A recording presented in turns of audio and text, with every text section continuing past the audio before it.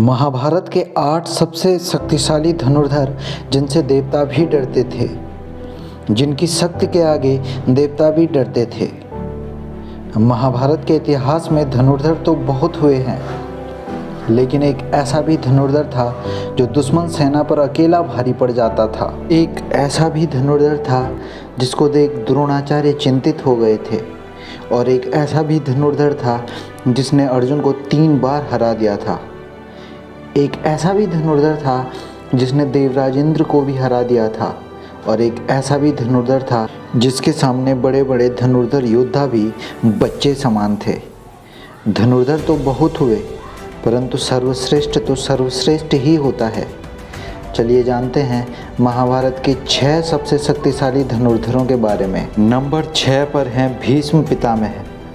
गंगापुत्र भीष्म पितामह यह एक अकेले ऐसे योद्धा हैं जिन्होंने उस समय पृथ्वी पर हस्तिनापुर को अपराजित कर दिया था। उन्होंने अपने जीवन में बड़े बड़े युद्ध लड़े। कई बार तो दुश्मन की पूरी सेना पर वे अकेले ही भारी पड़ जाते थे। जब कुरुक्षेत्र का युद्ध हुआ था तब भीष्म पितामह कौरवों के प्रथम सेनापति बने थे। रोज अकेले भीष्म पितामह 10,000 सैनिकों का वध कर देते थे। भीष्म पितामह के बाणों के आगे पांडव पक्ष के कोई भी योद्धा टिक नहीं पाए थे। भगवान श्री कृष्ण ने इस युद्ध में शस्त्र न उठाने का प्रण लिया था, लेकिन भीष्म ने अपने पराक्रम से श्री कृष्ण को अपनी प्रतिज्ञा तोड़कर शस्त्र उठाने के लिए विवश कर दिया था। भगवान कृष्ण जानते थे कि भीष्म को नियमानुसार युद्ध करके परास्त करना असंभव था, इसलिए शिखंडी को सामने रखकर अर्जुन ने भीष्म को क्षय शैया में सुला दिया था। नंबर 5 पर हैं गुरु द्रोणाचार्य।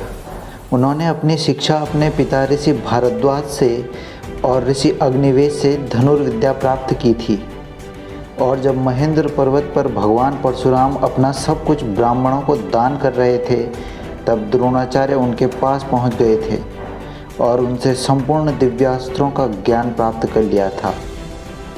उन्होंने ही कौरवों और पांडवों को शस्त्र चलाना सिखाया था। कुरुक्षेत्र के मध्य में भीष्म के बाद गुरु द्रोण कौरवों के सेनापति बने थे।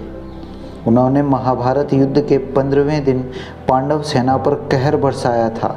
उनके हाथों राजा विराट, कुंती भोज, द्रुपद, सत्यजीत, सांखिल जैसे 25 महारथी अकेले ही मार दिए थे। उस भीषण युद्ध में अपनी रणनीति से पांडवों का भारी विध्वंस किया था।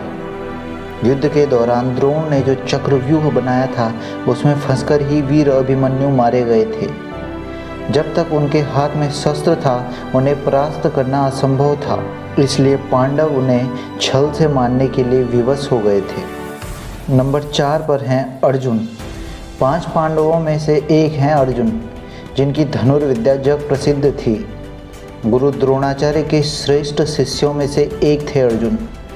गुरु द्रोणाचार्य ने अर्जुन को धनुष सिखाते वक्त वचन दिया था कि तुमसे श्रेष्ठ इस संसार में कोई धनुर्धर नहीं होगा। अर्जुन के गांडीव धनुष की टंकार से पूरा युद्ध क्षेत्र गूंज उठता था। अर्जुन दोनों हाथों से धनुर्विद्या कर सकता था, इसलिए उसे सव्यसाची भी कहा जाता है।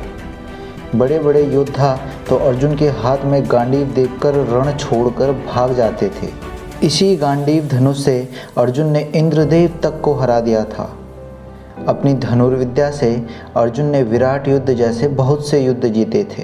अर्जुन के रथ पर सवार भगवान श्री कृष्ण और हनुमान जी थे, और अर्जुन को देखने के लिए देवता भी स्वर्ग से उतर गए थे। लेकिन अर्जुन से भी श्रेष्ठ कोई था जिसे संसार अर्जुन से श्रेष्ठ मानता है।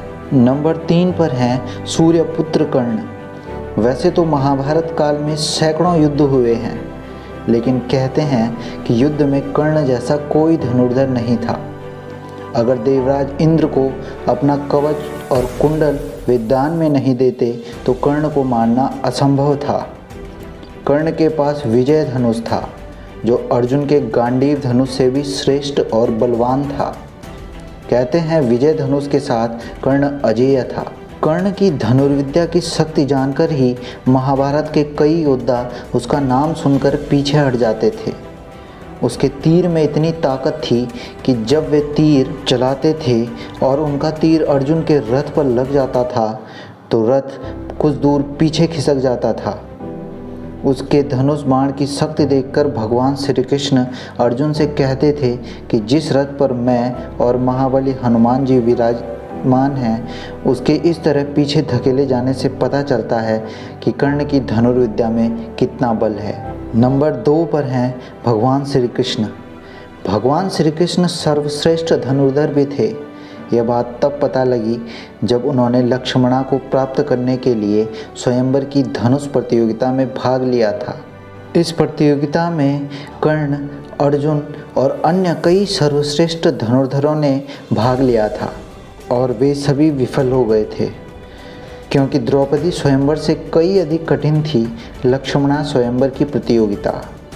भगवान श्री कृष्ण ने सभी धनुर्धरों को पछाड़कर बड़ी आसानी से अपने धनुष से लक्ष्य भेद करके चुनौती को जीत लिया था और लक्ष्मणा से विवाह कर लिया था।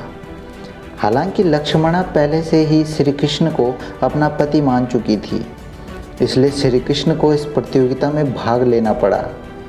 श्री कृष्ण के धनुष का नाम सारंग था। नंबर 1 पर हैं भगवान परशुराम। भगवान परशुराम सबसे बड़े धनुर्धर थे। महाभारत काल के धनुर्विद्या के गुरु थे परशुराम जी। पौराणिक कथा में वर्णित है कि महेंद्रगिरी पर्वत भगवान परशुराम की तप की जगह कहलाती थी। कहते हैं कि स्वयं भगवान शिव ने परशुराम जी को धनुर्विद्या का ज्ञान दिया था। भगवान परशुराम श्री विष्णु जी के शक्ति अवतार माने जाते हैं, इसीलिए इनकी तुलना किसी से नहीं हो सकती। भगवान परशुराम के पास वैष्णव धनुष था, वह स्वयं नारायण का था। वह धनुष भी भगवान शिव के पिनाक धनुष जैसा बलवान था। परशुराम इस धरती पर ऐसे महापुरुष हुए हैं जिनकी धनुर्विद्या की कोई पौराणिक मिसाल नहीं है। उन्होंने अकेले ही 21 बार हैय वंशीय क्षत्रियों का अंत किया था। भगवान परशुराम महाभारत काल के समय द्वापर युग में भी थे, जिन्होंने भीष्म पितामह, कर्ण और खुद गुरु द्रोणाचार्य को भी धनुर्विद्या की शिक्षा दी थी और गुरु द्रोण ने अर्जुन और अश्वत्थामा को शिक्षा दी। इसीलिए महाभारत के सभी योद्धा उनके सामने बच्चे के समान हैं, क्योंकि वे तो महाभारत से पूर्व त्रेता युग में भगवान श्री राम के सामने भी पहुंच गए थे। श्री राम के हाथों शिव धनुष टूटने पर उनकी परीक्षा भी ली थी। भगवान परशुराम ने ही श्री राम को अपना वह शक्तिशाली वैष्णव धनुष, भगवान श्री राम ने भी उनसे आशीर्वाद लिया था, जिससे भगवान श्री राम रावण का अंत कर सके। इसलिए सर्वश्रेष्ठ तो परशुराम जी ही हैं, ऐसा हमारा मानना है। आपका क्या मानना है वह भी कमेंट में ज़रूर बताएं। दोस्तों, अगर आपको हमारी ये कहानी पसंद आई हो तो प्लीज़ लाइक, शेयर, सब्सक्राइब करना मत भूलना। Thank you.